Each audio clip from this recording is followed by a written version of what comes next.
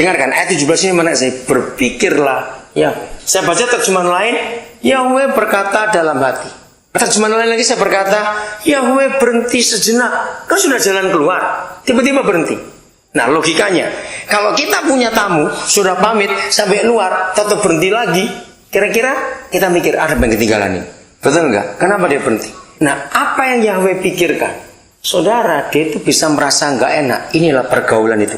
Itulah persahabatannya. Papa mikir gini, apakah aku akan menyembunyikan kepada Abraham apa yang aku lakukan ini? Ini belum ngomong, masih berpikir, berkata dalam hati. Apakah aku akan menyembunyikan kepada Abraham apa yang hendak kulakukan ini? Bukankah sesungguhnya Abraham akan menjadi bangsa yang besar dan seterusnya? Baru ayat 20 firman-Nya disampaikan. Sesudah itu berfirmanlah Yahweh. Nah saudara, mari saya ajak saudara berpikir begini. Berarti Tuhan merasa apa kalau dia nggak ngomong kepada Abraham tentang rencananya tentang Sodom itu? Dia merasa apa? Coba jawab. Nggak enak. Dia merasa bersalah kalau dia nggak ngomong pada Abraham.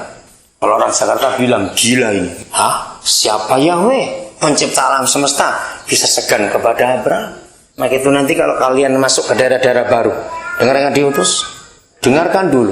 Surga bicara apa untuk daerah itu kepada saudara dan kerjakan. Supaya orang-orang merasa heran atas apa yang saudara kerjakan.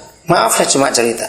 Kalau saya cuma mengikuti program pesat di dalam ART tidak ada pesat buat sekolah berasrama, itu tidak ada.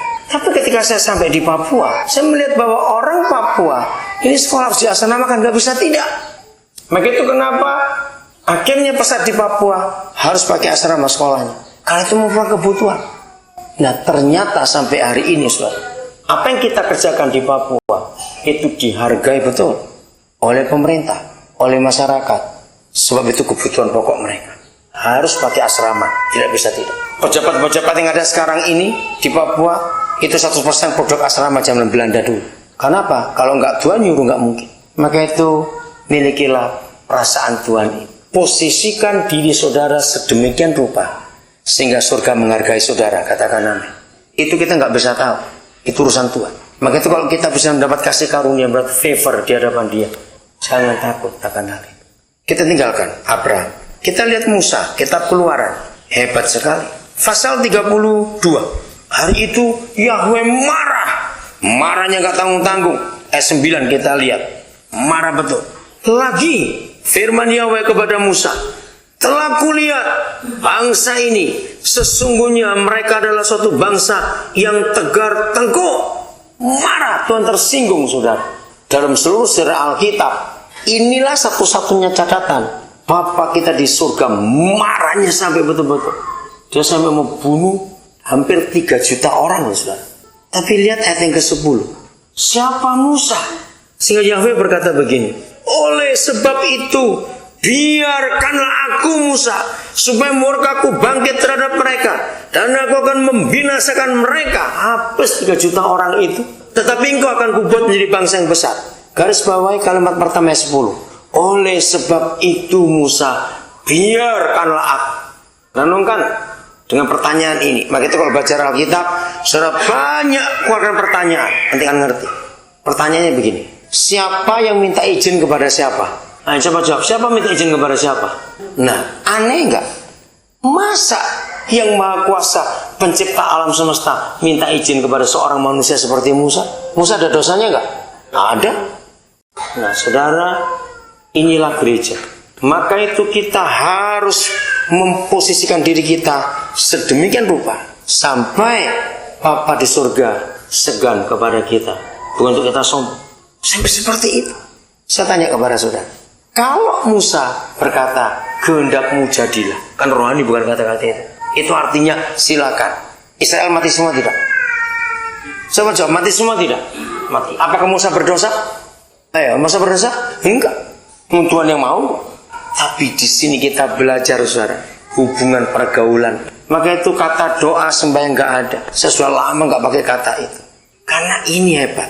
Pasal 33 ayat 15. Kalau saudara baca, ini Musa sedang berdoa atau sedang khotbah atau sedang apa?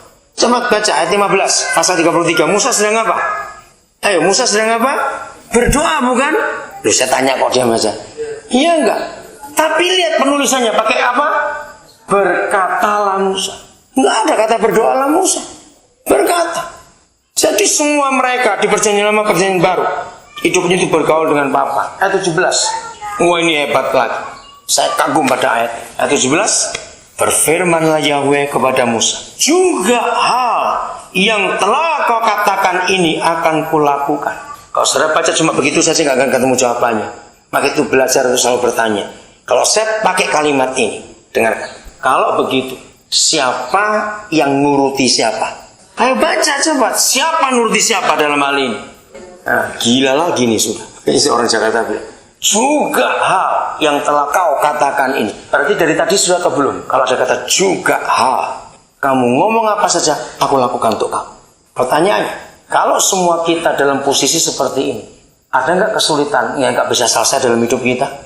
Ayo kita posisikan diri kita sedemikian tuh sampai Papa bisa berkata, kamu ngomong apa? Aku turuti. Wih, ngeri sekali. Ngerinya di sini. Saya tanya, Musa masih bisa salah tidak? Pertanyaan berikut, kok berani Tuhan memberi tawaran sehebat ini? Apa jawabannya? Kenapa Tuhan bisa berani? Oh, ini hebat. Karena kasih karunia. Ya sudah, nggak ada yang bisa menghalangi. Sama seperti 16 orang itu. Mungkin ada adik kandungnya dari 16 orang itu. Kenapa bukan aku? Ya, tanya aja Barack Obama sendiri. Kenapa yang dipilih kok bukan kamu? Betul nggak? Itu hak Tuhan. Maka itu jangan kita pernah menyanyiakan kesempatan itu. Pergilah saudara ke daerah-daerah pelayanan, jangan pernah takut. Kalau daerah-daerah itu nggak ada bank, nggak ada pos, uang terlambat, nggak akan mati, percayalah. Kok nggak amin? Nggak akan mati, percayalah itu. Inilah hidup dengan Bapa kita yang luar biasa. Usah dituruti. Ayat yang terakhir, 2 Samuel pasal yang kelima, ayat yang ke-17 mulai. Jadi hari itu Daud baru dilantik jadi raja. Belum mapan, belum siap apa-apa. Filistin nyerang habis-habisan. Dan begitu banyak. Ketika ayat 18 saya mulai baca. Ketika orang Filistin itu datang dan memencar di lembah Refaim. Kalau Daud kumpul raja, presiden, perdana menteri negara lain, akan ditertawakan sampai sikat perut. Kenapa? Negara diserang musuh. Pakai tanya lagi maju atau tidak, kan goblok betul raja ini.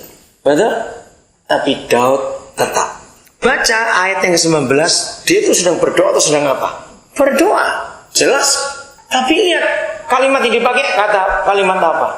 Bertanyalah Daud kepada Bapaknya. Jadi Daud seperti anak kecil. Walaupun dia raja, dia punya tentara, punya panglima yang hebat, tapi dia masih menunggu surga memutus anaknya. Begitu pertanyaan maju atau tidak, Papa jawab majulah. Aku serahkan mereka dalam tanganmu. Daud punya jaminan dia maju. Maka itu, saudara yang akan diutus belajar untuk bergantung pada suara Roh Kudus. Katakan amin. Kalau nggak sempat SMS karena nggak ada jaringan HP ke pampang di sini, sehingga saudara nggak tahu mesti mutusan apa, jangan takut. Ada Roh Kudus, ikuti apa yang dia katakan. Semuanya untuk kemuliaan dia. Kita akan belajar nanti melihat pimpinannya luar biasa. Udah menang dia. Ayat 22. Ketika orang Filistin maju sekali lagi dan memencar di lembah Refaim. Ayat 23 bunyi apa? Ayo, bunyi apa? Maka bertanyalah Daud kepada Yahweh. Ayo jujur.